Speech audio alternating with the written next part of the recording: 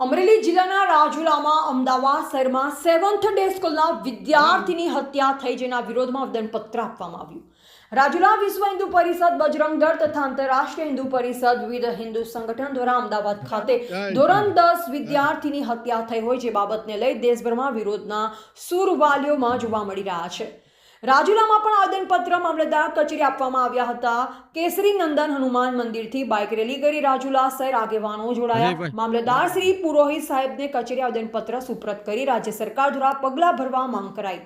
આગેવાન વિશ્વ હિન્દુ પરિષદ પ્રમુખ યુવરાજભાઈ ચાંદુ, ગૌરાગભાઈ મહેતા, મયુરભાઈ દવે, ચિરાગભાઈ બી જોશી, આંતરરાષ્ટ્રીય પરિષદ રાજુલા તાલુકા પ્રમુખ અજયભાઈ વાળા સહિત શહેરના મનીષભાઈ વાઘેલા, મનીષભાઈ વાળા, જય શ્રી રામ, વસંતભાઈ સોરઠિયા, જેડીભાઈ ધાંખડા, સિંધી સમાજના આગેવાનો જોડાયા।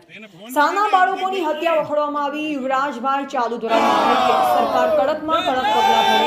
મનીષભાઈ વાળા દ્વારા જણાવેલ કે વિદ્યાર્થીના હત્યા વિરોધ વ્યક્ત કરી શહેરના હિન્દુ સંગઠનો આવેદનપત્ર આપવા જોડાયા હોય સરકારને રજૂઆત કરાઈ છે। પારસા કનોજિયા, જાફરાબાદ, અમરેલી। અત્યારે તમે વિવિધ સંગઠનો સાથે આવેદનપત્ર આપવા આવ્યા છો, શું હકીકત છે, શેના માટે આવેદનપત્ર આપ્યું છે?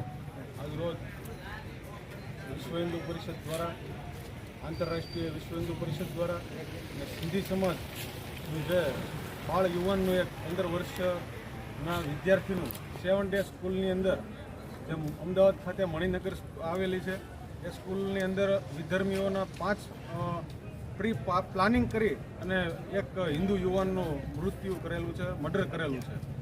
એના માટે આજે અમે આ સાહેબને આવેદનપત્ર દેવા માટે આવ્યા હતા। રાજુલાની વિવિધ સંસ્થાઓ, જ્યારે દેશ 1947માં આઝાદ થયો ત્યારે એનું મેન હેતુ એ જ હતો કે હિન્દુ મુસ્લિમના ઝઘડા ન થાય એ માટે, પણ ફરી વારથી આ લોકો આ વસ્તુ કરવા માંડ્યા છે।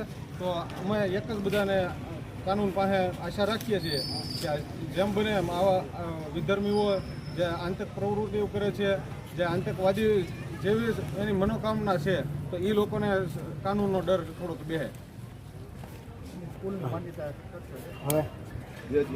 આજ રોજ રાજુલા વિશ્વ હિન્દુ પરિષદ, આંતરરાષ્ટ્રીય વિશ્વ હિન્દુ પરિષદના બંને પ્રમુખ સિંધી સમાજ, જેમ વિશ્વ હિન્દુ પરિષદના પ્રમુખે કીધું કે જે સ્કૂલમાં આપણા વિદ્યાર્થીની હત્યા થઈ છે સિંધી સમાજના, જે આપણો હિન્દુ ભાઈ છે, તેમને સખત શબ્દોમાં વખોડીએ છીએ અને એને સગીર ના ગણે અને એને સખતમાં સખત સજા મળે અને સ્કૂલની વહેલામાં વહેલી તકે માન્યતા રદ થાય એવી અપીલ કરીએ।